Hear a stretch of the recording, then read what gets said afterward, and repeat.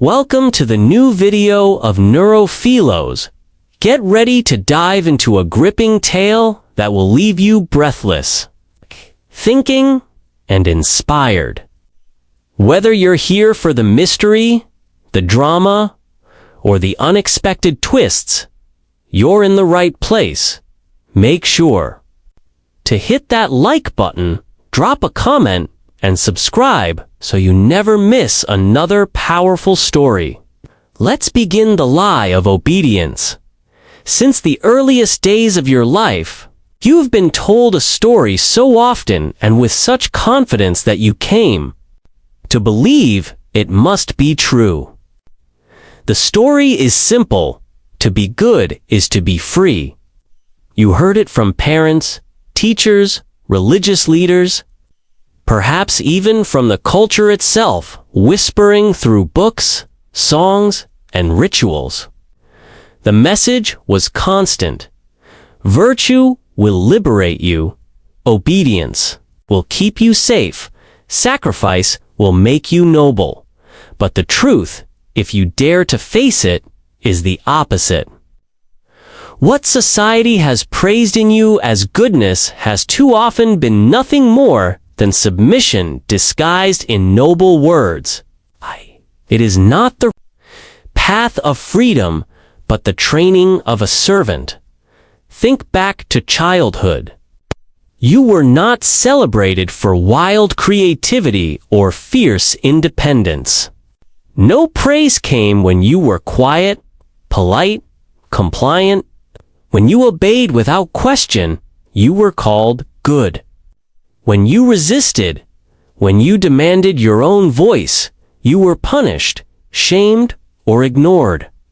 Slowly, almost invisibly, the lesson sank in. To survive, you must yield. You were trained to see sacrifice as virtue. To deny yourself was framed as strength, when in reality, it was weakness disguised as sainthood. You were told to hide your anger, your passions, your hunger for life, and to bow your head in silence. They called this humility. But what was really happening was the gradual erosion of your authenticity.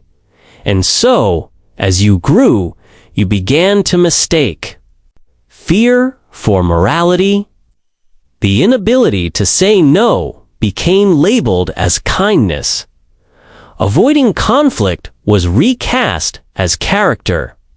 Yielding to the expectations of others was praised as wisdom. Slowly, the world taught you to take pride in your own self-erasure.y. Because the world loves the obedient. Society thrives when individuals conform, when they follow patterns already laid down, when they don't ask too many questions. Those who obey are rewarded with respectability, security, belonging. But the ones who resist, who dare to forge their own way, are feared, despised, even destroyed. It is this illusion that Nietzsche tears apart. He shows us that much of what we call virtue is not freedom at all, but a sophisticated mechanism of control. It keeps you predictable. It keeps you harmless. It ensures that you fit neatly into the structures built long before you were born. And over time, you forget that you ever wanted anything else. Yet deep down, you know the truth. You feel it when something in you wants to burst forth, when you long to speak your mind, to claim your desires, to live with intensity and honesty. But you hold back. A lifetime of training whispers that this is wrong, that it is selfish, that it is dangerous. And so you shrink once more, hiding behind the mask of virtue. This is the trap. You believe you are noble, but in reality, you are Afraid? You think you are good, but you are only obedient. Nietzsche confronts us with this mirror, and it is not an easy reflection to face. For if your entire identity has been built on being good, what happens when you realize that goodness itself may have been the cage? If all your sacrifices, silences, and acts of submission were not virtue but training in weakness, then who are you really? This is not about glorifying arrogance or romanticizing selfishness. Nietzsche does not ask you to become vulgar or cruel. What he demands is something far more radical: authenticity, okay? To live not from what others expect of you, but from what you truly are. To reclaim the dangerous, vital force within you that you have been taught to suppress. True freedom does not come from obedience. It does not come from being praised for fitting in. It comes from the terrifying act of standing alone, questioning everything, and daring to create your own path. And so, the biggest lie you were ever told is revealed. Being good does not make you free. It makes you tame. And perhaps now, for the first time, you can begin to see the bars of the cage you mistook for virtue. The death of absolutes. When Nietzsche proclaimed, "God is dead," he was not indulging in cheap provocation, nor trying to shock the pious for the sake of scandal. It was not a rebellious slogan scrawled on the wall of philosophy. It was a diagnosis, a thunderous announcement that an entire framework of belief, morality, and meaning had collapsed. For centuries, Western civilization had been built upon unquestioned foundations: the commandments of religion, the authority of tradition, the comfort of eternal truths.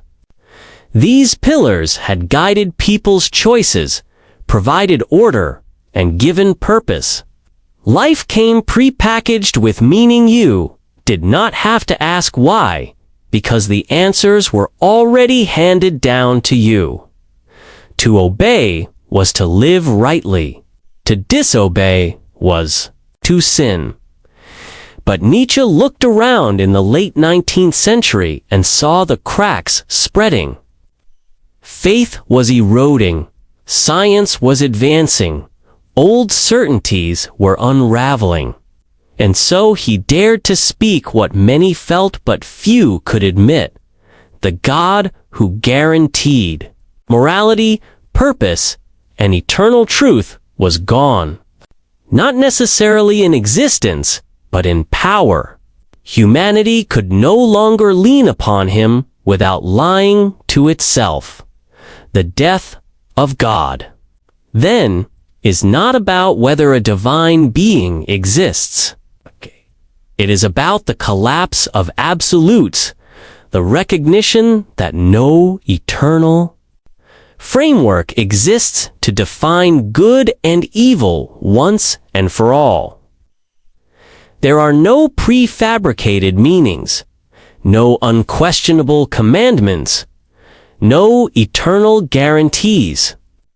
What remains, once these fall away, is a terrifying emptiness.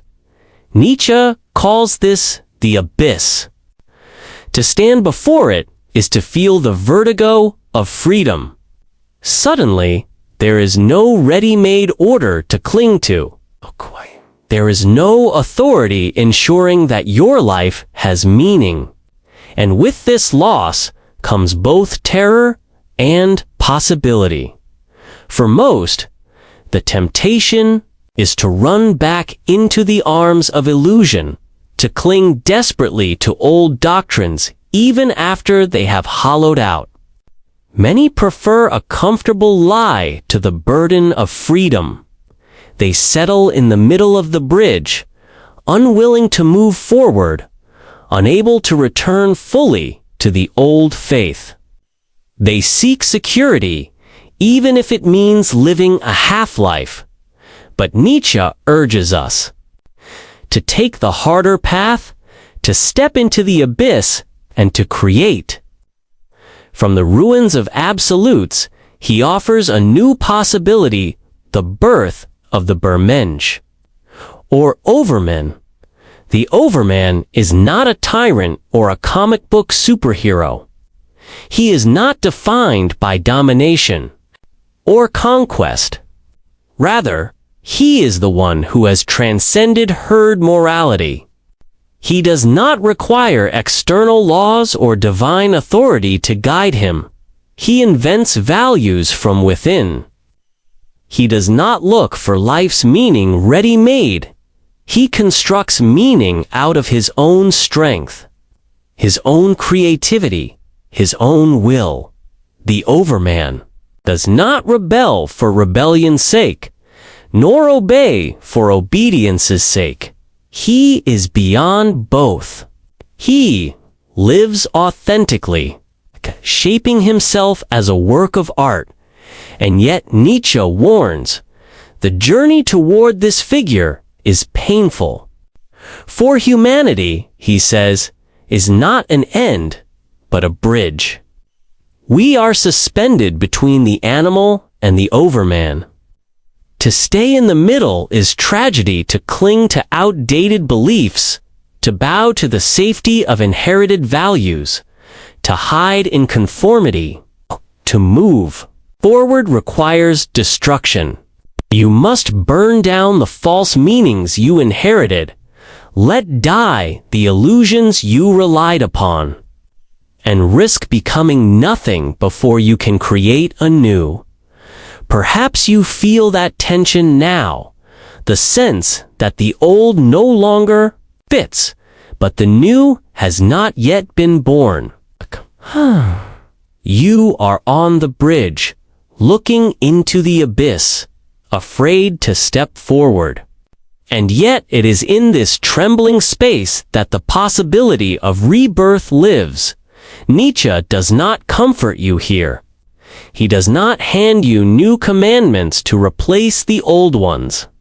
Instead, he demands courage, the courage to face the void without crutches, the courage to abandon security for freedom, the courage to walk without maps. The death of absolutes is not the end. It is the beginning. For only in that abyss, when you stand stripped of everything you were told to believe, can the Creator within you awaken. The trap of false virtue. You were raised to believe that morality is simple. To be good is to obey, to serve, to sacrifice. It sounds noble, even sacred. But Nietzsche asks us to look beneath the surface of this virtue and see what is really there. And what he reveals is unsettling. Much of what is called virtue is nothing more than a disguise for weakness, fear, and control. Consider how you were trained. Always say yes, even when you want to say no. Put others before yourself, even when it empties you. Hide your strength so that no one feels threatened. Swallow your desires, your instincts, your truth, and call it humility. Sacrifice became the highest good, while self-assertion was painted as arrogance. But what if this very morality was designed not to free you, but to domesticate you? What if your celebrated goodness was really just a tool to keep you tame? Nietzsche saw it clearly. He called it slave morality, a system of values born from resentment, invented by those who could not bear strength, intensity, or independence. The weak, unable to impose their will, redefined the rules. They condemned desire as sin, strength as pride, and authenticity as selfishness. Then they elevated submission, obedience, and passivity as the highest ideals. In doing so, they shackled the strong while praising themselves for their own weakness. Look closely at the so-called good people. Notice how often their virtue is laced with judgment. They smile on the surface, but inside they resent anyone who dares to live freely. They are quick to point fingers, to condemn, to secretly hope others fail. Their virtue is not a quiet strength, it is a cage built from envy. And here is the cruelest part. This morality does not only live in the world outside. It lives within you. How many times have you felt guilty for setting boundaries, for saying no, for choosing yourself? How many times have you silenced your most authentic impulse because you feared appearing selfish? How many times have you betrayed your own will, thinking you were doing the right thing? This is the trap. It is not enough to see false virtue. In society, you must recognize how deeply it has been carved into you. It whispers in your decisions, disguises itself as conscience, and convinces you that to shrink is noble. But what if it is not noble? What if it is fear wearing the mask of holiness? Nietzsche's critique is radical because it exposes the hidden mechanism behind morality. He shows that what appears as selflessness is often vanity, a desperate attempt to be recognized as good. What appears as kindness is often fear of rejection. What appears as sacrifice is often submission disguised as love. Slave. Morality thrives on control. It demands that you measure your worth by your usefulness to others. It traps you in endless guilt because no matter how much you give, it is never enough. And worst of all, it convinces you to take pride in your chains. You begin to believe that your inability to live for yourself is a sign of virtue. But Nietzsche refuses to let you hide behind this illusion. He tears the mask away and asks, what if your goodness is not goodness at all, but cowardice? What if the praise you receive for obedience is not admiration, but relief from a society that fears your strength? This is not a call to cruelty. Nietzsche does not glorify selfishness or encourage domination. Nietzsche's point is sharper. If your morality is rooted in fear, guilt, and weakness, Nietzsche, then it is not morality at all, it is a prison. And so, the question becomes unavoidable. Will you keep bowing to a virtue that chains you, or will you risk stepping outside of it? For only beyond false virtue can the possibility of true virtue even begin. The virtue that overflows. If false virtue enslaves, then what does true virtue look like? Nietzsche's answer is startling. True virtue does not demand, does not judge, does not chain. It overflows. It is not rooted in absence or fear, but in abundance. Think of the sun. The sun does not shine because it was ordered to, nor because it wants to be admired. It shines because it is full of light. Its nature is to radiate. In the same way, true virtue does not come from guilt, duty, or the desperate need for recognition. It comes from fullness. It is the expression of a soul so alive, so overflowing with strength. that it cannot help but give. This is Nietzsche's radical reversal. You were taught that virtue requires effort, that being good means fighting your instincts, repressing your desires, and sacrificing yourself endlessly. But Nietzsche insists that such struggle is not virtue, it is weakness pretending to be.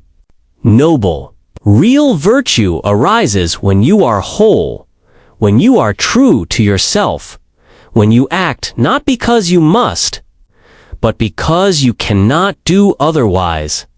Imagine a cup filled to the brim. It does not strain to spill. It overflows naturally. So too with the human spirit at its height. When you are connected to your essence, when you are grounded in your power, generosity is no longer a performance. It simply happens. You create. You give, you shine not for applause, not for approval, but because it is who you are, and this changes everything. Traditional morality is always based on lack. It tells you what you must not do, what you must suppress, what you must deny. It thrives on scarcity, on convincing you that you are never enough, that you must constantly strive to earn worthiness. But the virtue that gives has no such hunger. It does not measure itself against rules.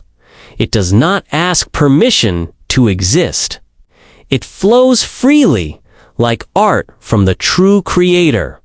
Nietzsche saw that this kind of virtue terrifies society. Why? Because it cannot be controlled. The virtue of abundance does not bow to authority or tradition. It does not need commandments or laws. It does not seek approval from the herd. It is independent, ungovernable, self-created. And because it is free, it threatens every structure built to tame the human spirit. Yet this overflowing virtue is not arrogance. It is not selfish indulgence.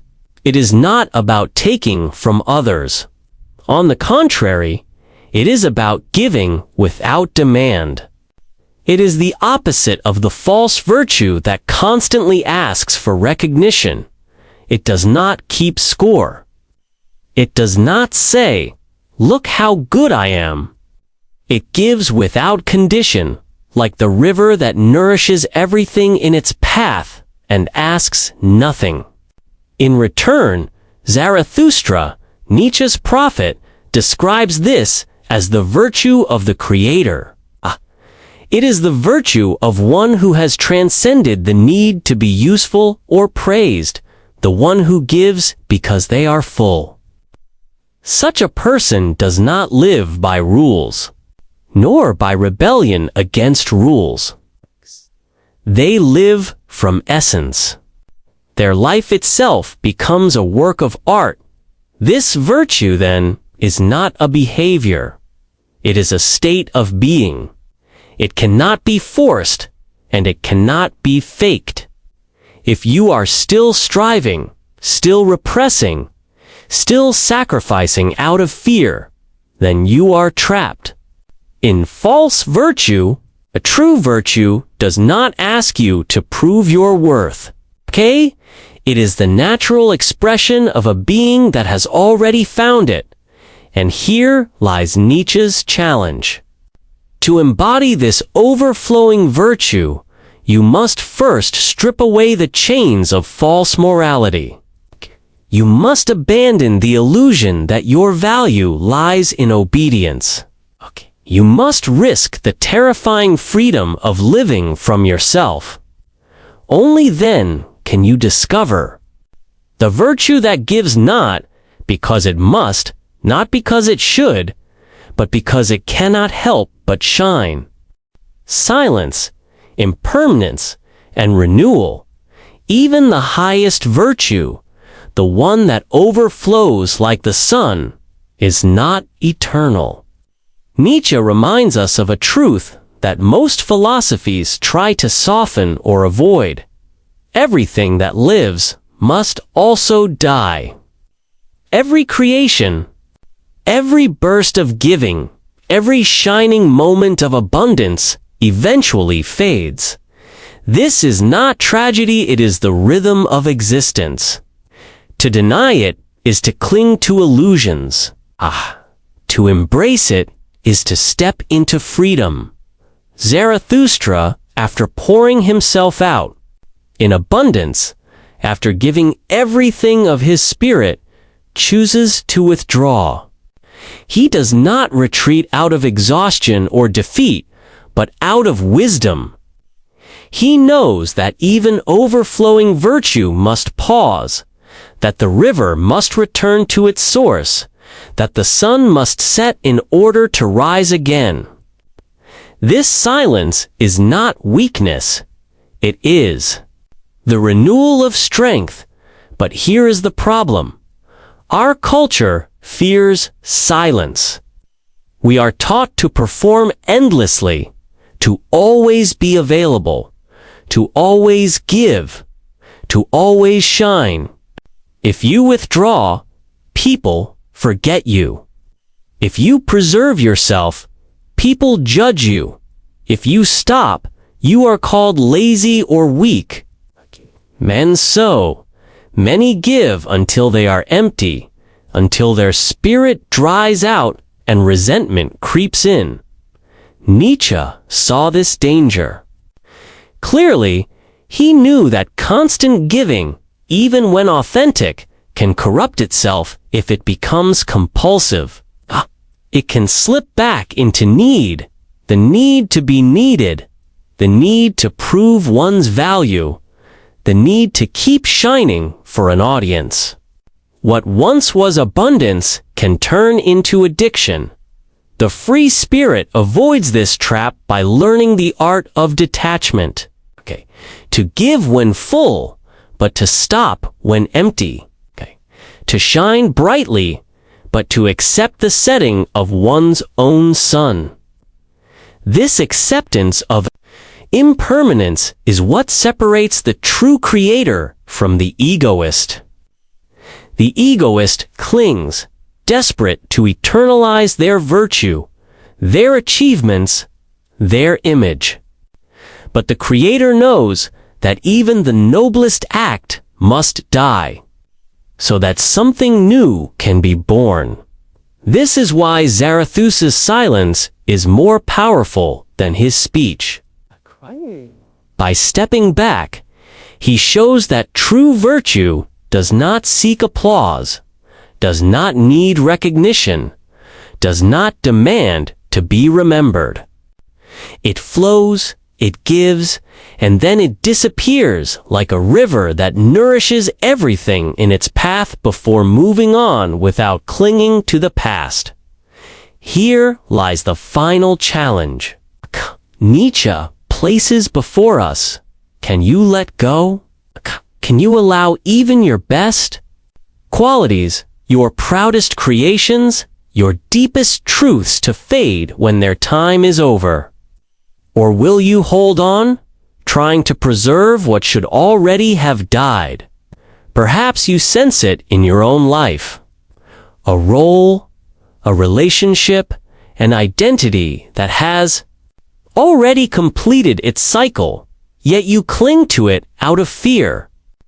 Nietzsche would call this clinging a refusal of life itself, because life is change, renewal, and impermanence. To live fully is to know how to give everything and then, when the moment comes, to walk away without regret. The silence that follows is not emptiness. It is the womb of rebirth.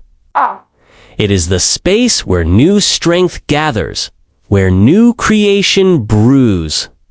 It is the reminder that you are not defined by constant output, but by the depth of your being. You are not valuable because you are always useful. You are valuable even when you are still, even when you withdraw, even when you fall silent.